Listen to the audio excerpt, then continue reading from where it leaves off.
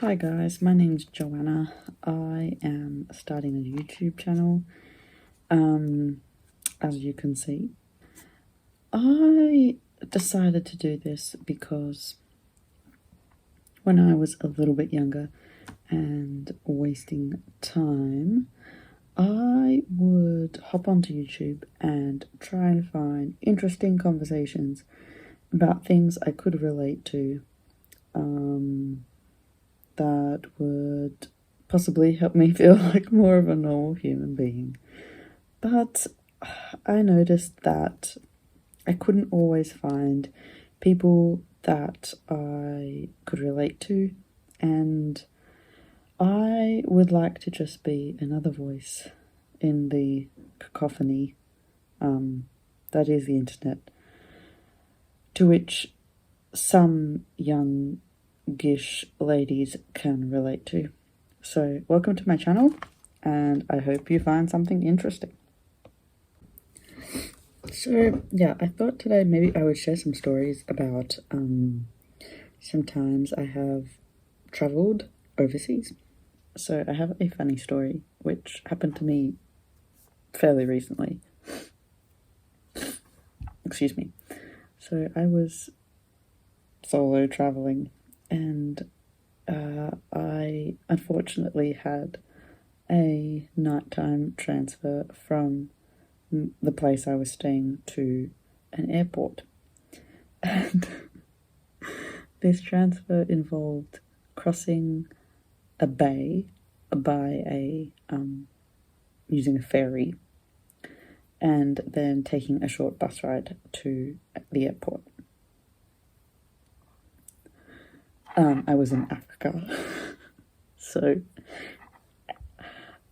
yeah, I must say I was worried about doing this all by myself at night time. Of course, I wasn't all alone. There were about 50 other travellers, but I wasn't, I didn't have a companion travelling with me at the time.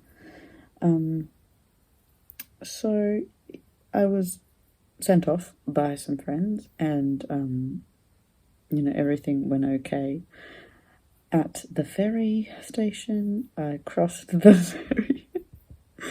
So I crossed the bay and got to the other side. It was about 1 a.m. or 12:30 a.m. At night.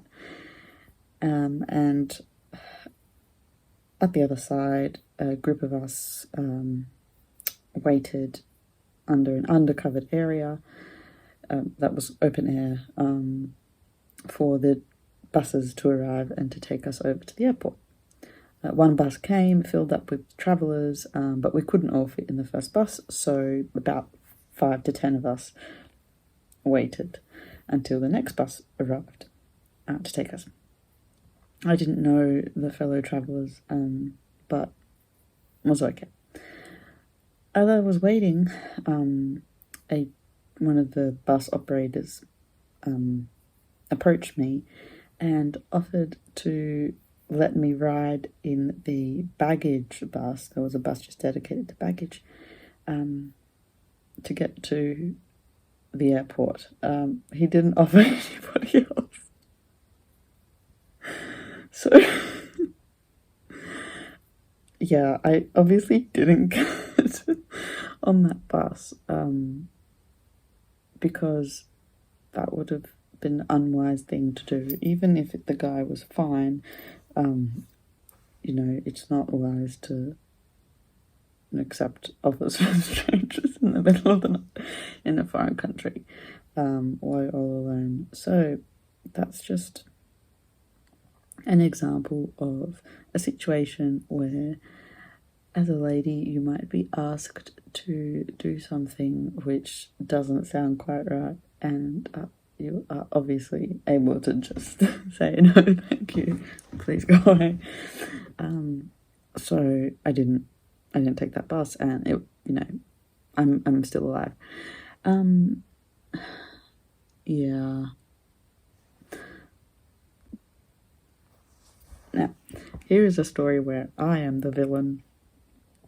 So I was in a lower resource setting again, and I was in a friend's, we would call them compound, kind of just spending time with her, and there was a knock at the door. It was the morning sometime.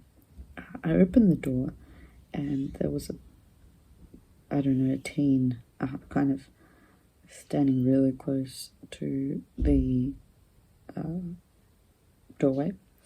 And I suppose it was male. I suppose my instincts were to just ask them to wait and shut the door on them. Which felt a little bit mean, but yeah, again, I was just trying to not be stupid. I went inside and told my friend's mother, who subsequently went and collected all the leftover food that they had in the house and took it to the door and gave it to this boy or teen, because apparently he comes regularly and he actually collects the leftover food and has it for him or his contacts. So I felt really bad that day because I had assumed the worst, and this person was just doing what they needed to do to get by. And yeah, in my head I had assumed the worst. Obviously I didn't really do anything to cause major issues, but yeah, I guess sometimes when you're in lower resource settings you can be so suspicious of people. You really don't know what they're going through, but sometimes your suspicions are really fine. So I hope you enjoyed my couple of stories. I think it's always interesting going somewhere different and reflecting on your perceptions and I guess perceived realities. And hopefully we have some interesting chats in the future.